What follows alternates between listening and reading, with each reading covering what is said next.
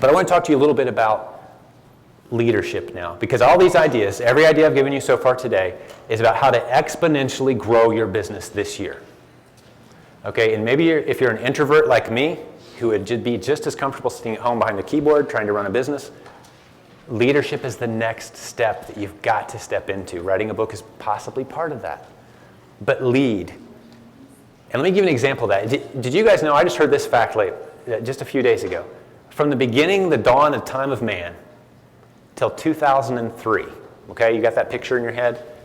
From the beginning of time to 2003, all the information that was created and gathered by mankind, just volumes and libraries, right, of information.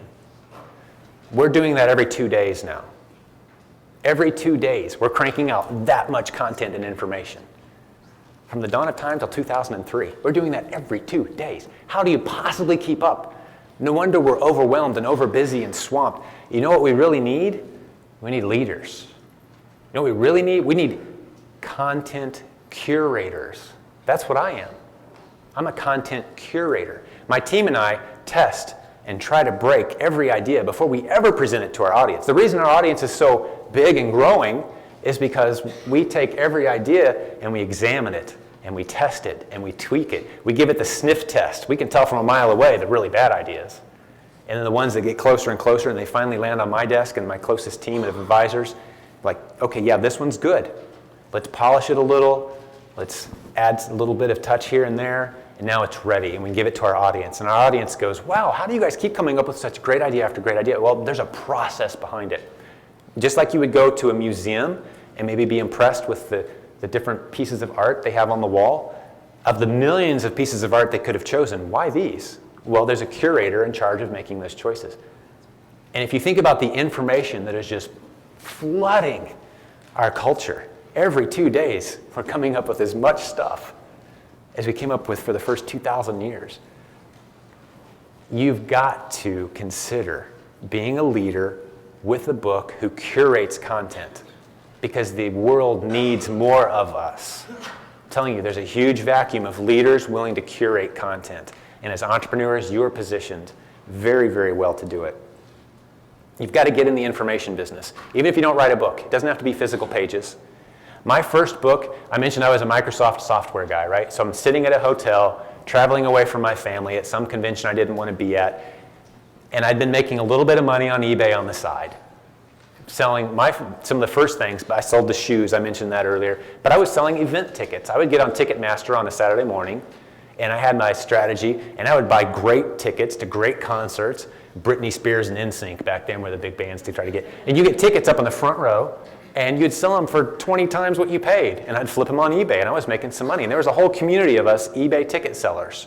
That's what we did. At eBay Live, I think it was the eBay Live here in Vegas, there was actually a room committed, and it was about this size of a room, to people who sell tickets full-time on eBay.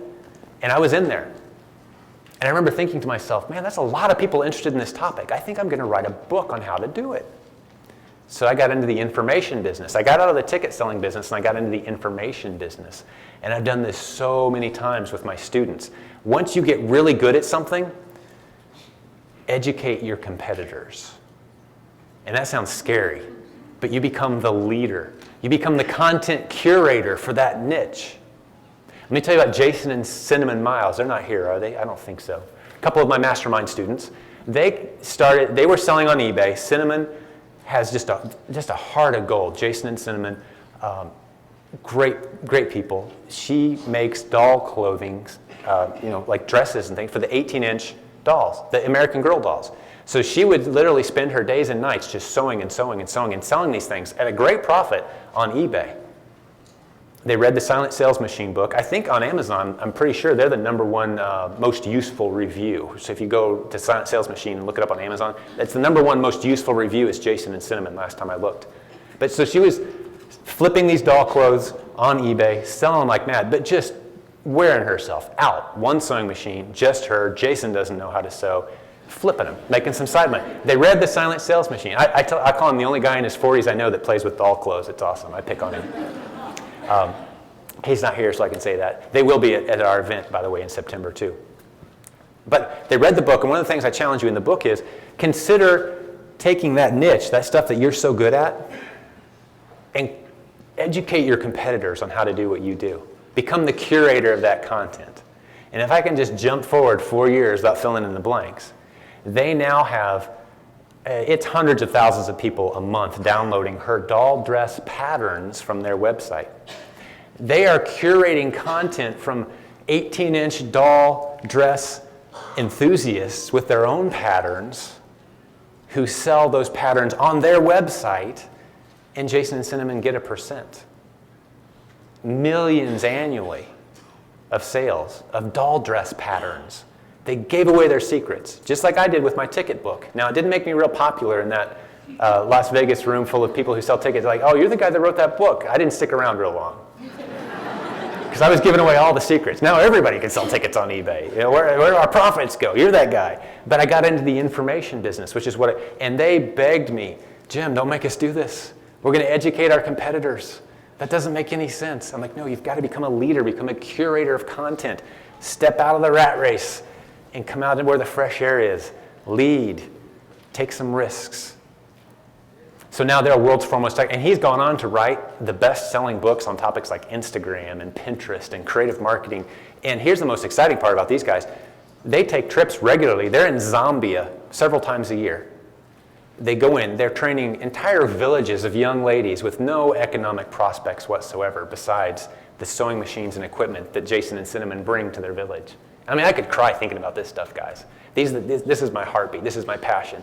They go in, they take sewing machines, they take the material, they teach them how to become fully self-sufficient, creating doll clothes and purses and selling them online. They're educating them. They're changing the economic hope and future of entire villages with the skills that they have. Now, they very easily could still be making doll clothes, making an extra $1,000 a month, selling them on eBay one at a time. But I have a challenge for you. Step out into something bigger. Lead. We need leaders. An entrepreneurial heart. Remember I said earlier, if you're good at being an entrepreneur, the rules are the same for leadership. The rules are the same for relationships. The rules are exactly the same. So if you're good at one, do the others very, very well.